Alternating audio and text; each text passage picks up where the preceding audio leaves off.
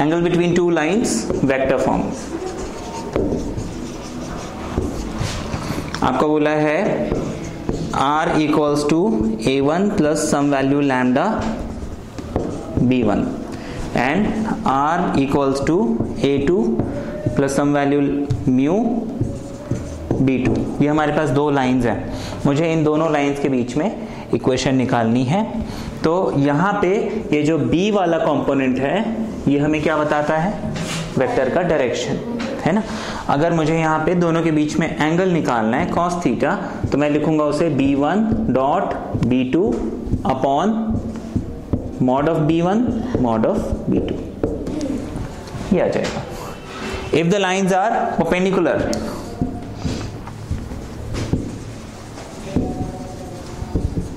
अगर lines perpendicular हैं तो आप simply B1 dot B2 should be equal to 0 and if the lines are parallel,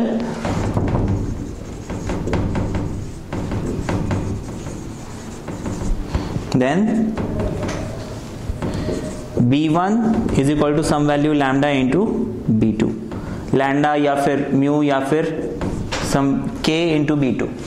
मतलब A और B में क्या है, एक कॉमन नंबर आपने अगर कांस्टेंट नंबर अगर कॉमन ले लिया तो दोनों इक्वल ही मिलेंगे, ठीक है। कैसे मिलेंगे हम थोड़ी देर में देखेंगे उसे। ये समझ में आ गया वेक्टर फॉर्म। अच्छा, इसके बाद हमारे पास है कार्टेशियन फॉर्म।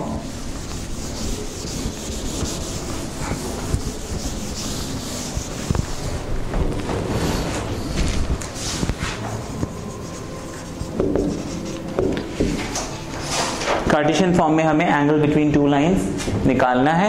आपको इक्वेशन दिया है x minus x1 upon A1, y minus y2 upon B2, sorry y minus y1 upon B1, z minus z1 upon C1, and दूसरा इक्वेशन है x minus x2 upon A2,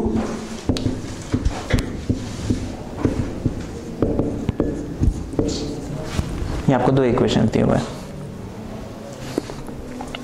ठीक है।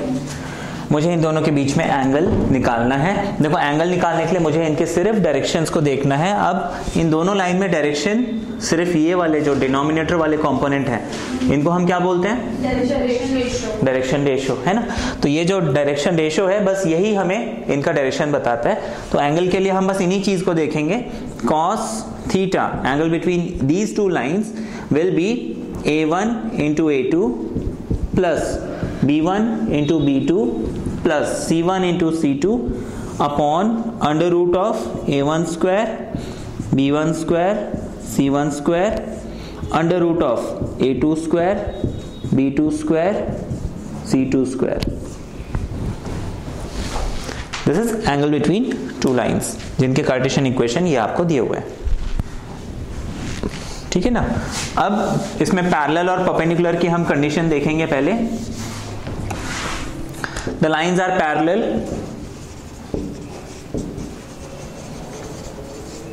ये दोनों line parallel होंगे if A1 A2, इसका numerator वाला component क्या हो जाए, 0 हो जाए, सॉरी परपेंडिकुलर, है ना।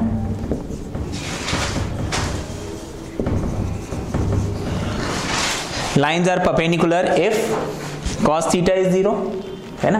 दोनों लाइन का परपेंडिकुलर होंगे, cos 90 0 होता है ना। तो यानी इसको जब मैं 0 पुट करूंगा, न्यूमरेटर इसका 0 मिल जाएगा, यानी A1 A2 B1 B2 C1 C2 आपको 0 मिलना चाहिए।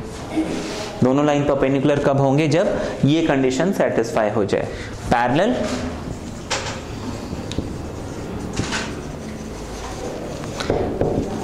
lines are parallel if A1 upon A2 B1 upon B2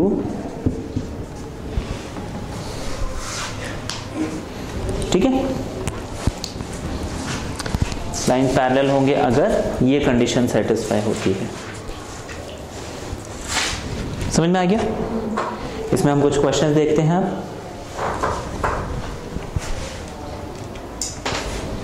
इस क्वेश्चन को देखते हैं। स्ट्रेट फॉरवर्ड क्वेश्चन है, हालांकि इसमें बोला find the angle between the lines. अब देखो इसमें आपको सिर्फ ए और बी आइडेंटिफाई करना है। ये वाला कंपोनेंट हो गया A1, ये वाला पार्ट हो गया B1, अच्छा ये वाला पार्ट हो गया A2 एंड ये वाला पार्ट हो गया B2, है ना। मुझे दोनों के बीच में एंगल निकालना है। I know that cos theta is B1 dot B2 upon mod B1 mod B2, ठीक है। तो मुझे अब B1 यहां पे कितना दिया हुआ है, I plus 2j and 2k, B2 is 3i 2j 6k, ये दिया हुआ है। मैं इनके पहले मॉड्यूलस, पहले मैं क्या करता हूं, B1 डॉट B2 निकालता हूं।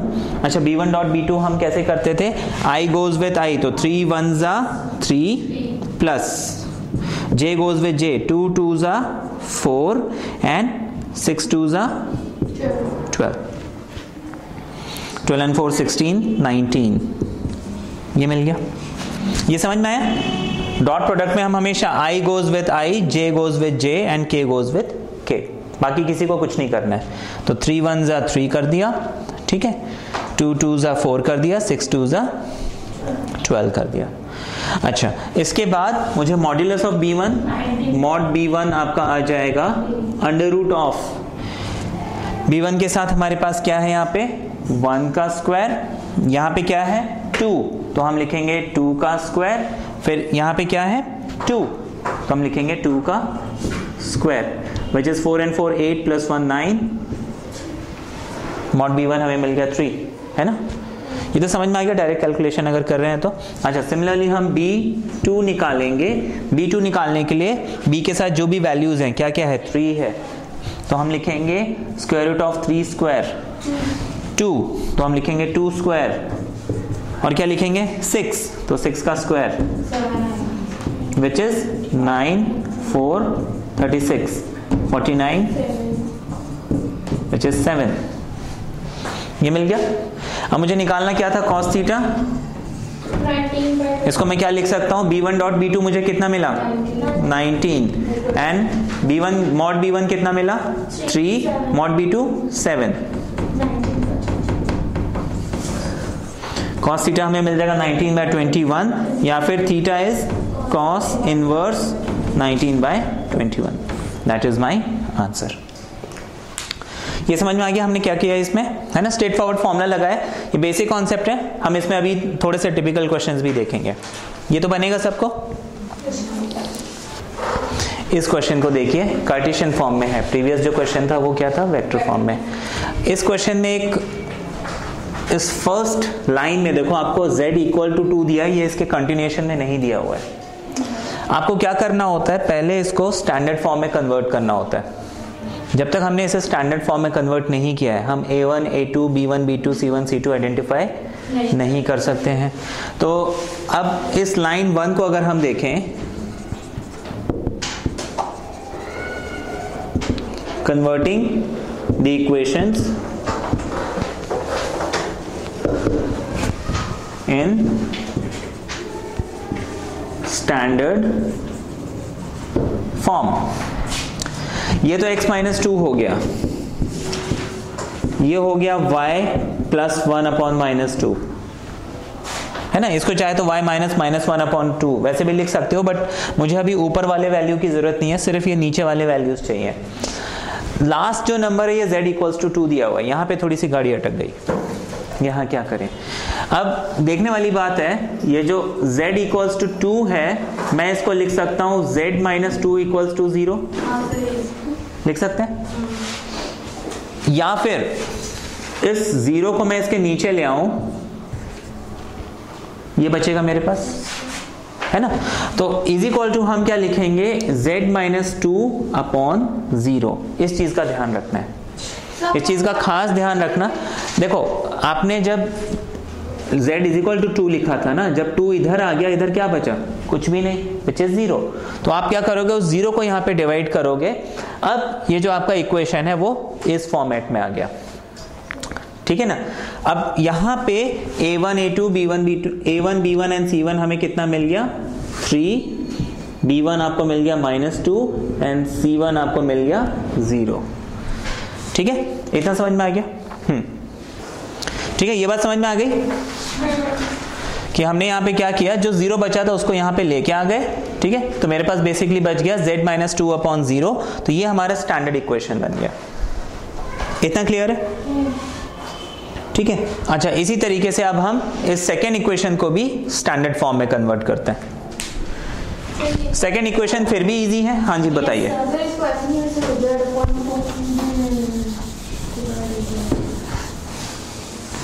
इतना समझ में आ गया? अब इसको हम कन्वर्ट करेंगे। देखो ये तो x - 1/1 है, यहाँ पे मैं क्या कर सकता हूँ, 2 से डिवाइड कर दूंगा, ये हो जाएगा y + 3/2/3/2, ये हो जाएगा z + 5/2। तो हमारा सेकेंड इक्वेशन क्या बन गया, स्टैंडर्ड फॉर्म में। स्टैंडर्ड फॉर्म का मतलब क्या है, x y z के कोफिशिएंट्स 1 होने चाहिए। ठीक है, अब यहां पे a2 b2 c2 कितना मिल गया,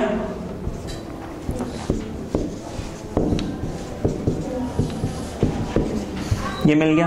मुझे दोनों के बीच में एंगल निकालना है। एंगल कितना आ जाएगा, a1 a2 b1 b2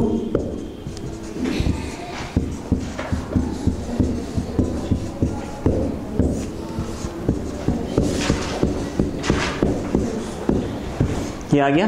अब मुझे यहाँ पे सिर्फ वैल्यू पुट करनी है और कुछ भी नहीं करना। a1 b1 c1 a2 b2 c2 मिल गया मुझे सिर्फ वैल्यू पुट करनी है और कुछ भी नहीं करना है। इतना समझ में आ गया? हाँ, इसके आगे तो बन जाएगा सबको, सिर्फ वैल्यू पुट करके सॉल्व करना है, आपका आंसर आ जाएगा। इसमें क्या आंसर 90 डिग्री आ रहा है? हाँ माइनस में हाँ सर, 0 ही आगे। ये question, find the equation of a line passing through points -1 3 -2 and perpendicular to ये दोनों लाइन। इस क्वेश्चन में a1 b1 और c1, इस क्वेश्चन को हम ध्यान से अगर पढ़ें, आपको क्या बोला है, एक लाइन है जो कहां से पास हो रहा है, किसी एक पर्टिकुलर पॉइंट से, विच इज -1 3 -2। अच्छा, ये लाइन जो है ये दो लाइन का परपेंडिकुलर है। ठीक है ना? यहाँ पे -1 कहाँ पर है? अच्छा, कहीं भी हो सकता है, मतलब द लाइन इज, मुझे इस लाइन की इक्वेशन निकालनी है। ये लाइन इस पर्टिकुलर पॉइंट से पास हो रहा है, लेकिन this line is perpendicular to this line as well as this line. अच्छा, हमने वेक्टर्स में पढ़ा है कि अगर मैं a क्रॉस b निकालता हूं तो मुझे एक थर्ड वेक्टर मिलता है c। ये c क्या होता है, इन दोनों का परपेंडिकुलर है ना। अब ये जो लाइन है ये इसका भी परपेंडिकुलर है, इसका भी परपेंडिकुलर है, दोनों का परपेंडिकुलर है। मतलब अगर मैं इन दोनों का क्रॉस निकालता हूं, क्या मिलेगा, वो इन दोनों का परपेंडिकुलर, मतलब this line is in direction of इन दोनों का क्रॉस प्रोडक्ट। हाँ। ठीक है, वो कॉन्सेप्ट हम वेक्टर में यूज करेंगे। यहां पे हम कैसे करेंगे उसको हम देखते हैं।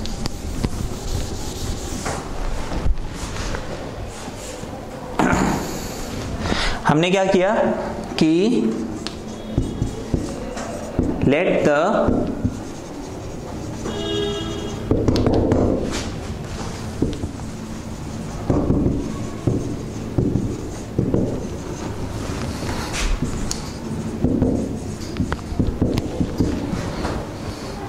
Direction ratio of the required line, ठीक है ना, जो लाइन हमें निकालनी है उसके डायरेक्शन रेशियो को हमने ए बी और सी अज्यूम कर लिया। तो वो जो मुझे इक्वेशन निकालनी है वो इसका परपेंडिकुलर है, तो इसका मतलब a into 1 b into 2 and c into 3, इनका सम कितना होना चाहिए। तो हमारे पास आ गया a plus 2b plus 3c equal to 0। इसको हम इक्वेशन 1 डाल देंगे। अच्छा, इसी तरीके से क्योंकि ये जो हमें लाइन निकालनी है, जैसे मैंने उस लाइन को क्या माना, x minus x1 upon a, y minus y1 upon b, z minus z1 upon c। जो लाइन मुझे निकालनी है उसका इक्वेशन ये है, x minus X one upon A, y minus Y one upon B and z minus Z one upon C. तो a into A one, b into B one, c into C one should be 0। इसी तरीके से a into A two that is minus 3a and 2b and 5c should be 0. Let this be equation 2. हाँ, अब ये दो equation है हमारे पास, इसको हमें सॉल्व करना है। हाँ जी, इनका प्रोडक्ट हमने 0 क्यों लिया? आपको क्वेश्चन में बोला है कि जो लाइन यहां से पास होगा वो इसका परपेंडिकुलर है। परपेंडिकुलर की कंडीशन क्या है? a1 a2 b1 b2 c1 c2 is 0, है ना। ऐसे ही इसका परपेंडिकुलर है तो again a1 a2 b1 b2 c1 c2 is 0, ये मिलना चाहिए। अच्छा, अब मुझे ये दो इक्वेशंस हैं, इनको सॉल्व करना है।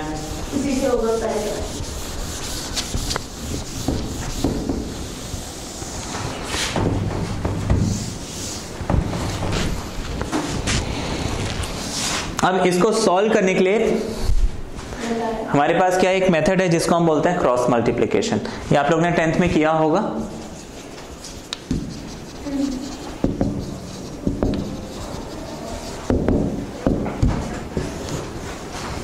क्रॉस मल्टीप्लिकेशन मेथड में हम क्या करेंगे? We always start with the second part, है ना। तो इस b के मैं जो कोफिशिएंट्स है उसको यहां लिख लूंगा 2 and 2, फिर c के कोफिशिएंट लिखूंगा 3 and 5, फिर a के कोफिशिएंट लिखूंगा, यहाँ पे a के साथ है 1, कुछ नहीं लिखा होता है तो 1, यहाँ पे आ गया -3, फिर वापस b पे जाऊंगा 2 and 2। इतना समझ में आ गया, है ना। मैं b से स्टार्ट करूंगा, b से c, फिर c से a, फिर वापस b, है ना। हम एक साइकिल में चलते हैं ऐसे, b से स्टार्ट किया और वापस b तक आया, साइकिल में चलता है, ठीक है। ये हमने लिख लिया। अब देखो मेरे पास वेरिएबल, फर्स्ट वेरिएबल क्या है? a, second variable is b, third variable is c। Solve कैसे करेंगे? 2 5 जा 10, 3 3 जा 9, 2 1 जा 2, माइनस माइनस माइनस। अब 2 3 जा 6, 5 1 जा 5, 3 2 जा 6, लेकिन यहाँ -6 आएगा तो हम इसको +6 लिख लेंगे, है ना, क्योंकि minus and minus makes plus. नीचे से रब करें इसे, इसको अब मैं सॉल्व करूंगा। ये हो जाएगा a upon 10 - 6 is 4, b upon -14, c upon 8 is equal to हम k मान लेते हैं। Then a becomes 4k, b becomes -14k, c becomes 8k। ठीक है। अब मुझे पॉइंट्स क्या क्या दिए थे? ये पॉइंट दिया था, find the equation of a line passing through this point. तो इक्वेशन क्या हो जाएगा? x माइनस x1 यानी कि +1 हो जाएगा। ये समझ में आया क्यों? -1 है तो +1 हो जाएगा upon a, what is a? 4k। y minus y1 कितना दिया है? 3 upon -14k। z minus z1 कितना दिया हुआ है? -2, तो वो हो जाएगा +2 अपॉन 8k। ठीक है। अब यहाँ पे देखो सब में k हम कॉमन लेके हटा सकते हैं, सर 2 भी ले सकते हैं, और हम यहाँ पे 2 भी कॉमन ले सकते हैं। तो 2 2 जा 4, 2 7 जा 14, यहाँ -7, 2 4 जा 8। तो this is the required equation of the line. ठीक है, ये समझ में आ गया? इस क्वेश्चन को देखेंगे। हाँ जी बताइए। सर मैं ऐसा कर सकती हूँ कि इस वेक्टर को पार्टीशन में कन्वर्ट करूँ और उसके बाद वही प्रोसीजर फॉलो करूँ? बिल्कुल बिल्कुल। आपको जैसे कंफर्टेबल नहीं हो वेक्टर से, आप चाहते हो कि इसको कार्टेशियन में कन्वर्ट करके फिर उसको सॉल्व कर लो, तो वैसे भी कर सकते हो, या फिर अदर वे राउंड। आपको कार्टेशियन इक्वेशन दी है, आप कार्टेशियन में थोड़ा कंफ्यूजन हो रहा है बट वेक्टर में कॉन्फिडेंट हो, तो उसको पहले वेक्टर फॉर्म में कन्वर्ट करके फिर सॉल्व कर लो। है ना, उसको अटेम्प्ट नहीं करो, उससे ज़्यादा अच्छा है कि आप उसको कन्वर्ट करके अटेम्प्ट कर लो, फिर वापस उसका आंसर जो है वेक्टर फॉर्म में डाल दो या कार्टेशियन फॉर्म में। देखो उसमें your method is correct in that situation, तो लॉजिकली उसमें मार्क्स मिलना चाहिए, ठीक है। ये क्वेश्चन दिया हुआ, line passes through 2 - 1 3 and is perpendicular to line this and this, find its equation. ये आपको क्वेश्चन दिया हुआ है। अब यहाँ पे हम A1 B1 A2 B2 है ना, तो हम आइडेंटिफाई करेंगे, तो मुझे A1 की तो जरूरत है नहीं, I only want B1 and B2, तो B1 आपको मिल गया 2i 2j k, B2 आपको मिल जाएगा i 2j एंड 2k, ठीक है। अब देखो ये उसी टाइप का क्वेश्चन है, आपको बोला है line is passing through this point and it is perpendicular to this line as well as this line. अब वो अभी थोड़ी देर पहले मैंने कॉन्सेप्ट बताया था कि अगर वो दो लाइन का परपेंडिकुलर है तो फिर उनका क्रॉस प्रोडक्ट अगर निकाल दूंगा तो वो उसका पैरेलल हो जाएगा, है ना। ये लाइन जो है इसका भी परपेंडिकुलर है, इसका भी परपेंडिकुलर है। अगर ये B1 और B2 को मैं क्रॉस कर देता हूं तो मुझे जो इनका क्रॉस प्रोडक्ट से जो लाइन मिलेगा वो ये जो मेरे को लाइन निकालना है उसके पैरेलल होगा, है ना। तो फिर हम क्या कर सकते हैं, A+ लैम्डा B वाला फॉर्मूला लगा सकते हैं। ये बात समझ में आ गई। तो यहाँ पे हम क्या करेंगे, सबसे पहले तो B1 क्रॉस B2 निकालते हैं। द लाइन,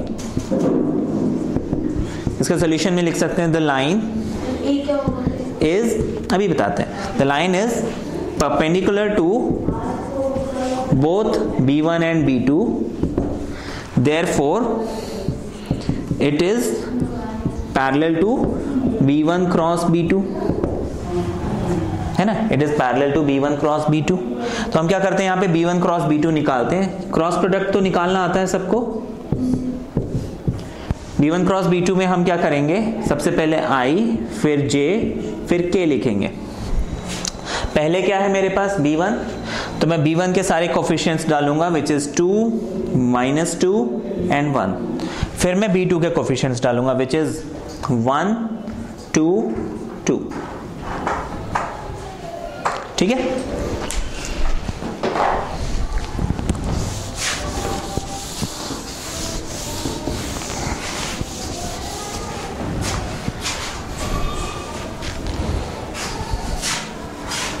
अब B1 क्रॉस B2 हम निकालते हैं, कितना मिल जाएगा, ये आपको मिल जाएगा I into -4 and -2 J 4 -1 and K 4 + 2, यही आना चाहिए,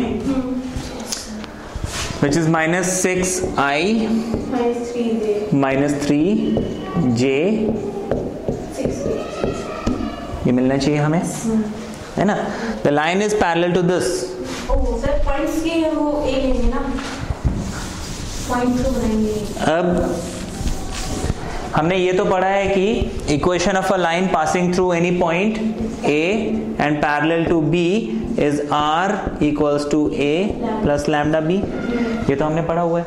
अच्छा, वो लाइन कहाँ से पास होता है, पॉइंट्स क्या बताई थी क्वेश्चन में, क्या था, 2 - 1 3, सर इसी का कर देंगे। वो लाइन कहाँ से पास होती है, 2 - 1 और 3 से, यही बताया था ना। अच्छा, the line passes through 2 - 1 3, that is 2i, -1 का मतलब है -j और 3 का मतलब है 3k। ये तो मालूम है सबको। फर्स्ट वैल्यू के साथ हम i लगाएंगे, सेकंड के साथ j, थर्ड के साथ k हमेशा, ठीक। अब देखो ये आपको क्या मिल गया, बेसिकली a मिल गया और b हमने यहां पे अभी कैलकुलेट किया। therefore equation of the line is equal to is R equals to A कितना है, 2i -j + 3k plus some value lambda which is a scalar quantity and b, what is b? minus 6i minus 3j and 6k। ये आ गया हमारा answer. ठीक है, ये clear है?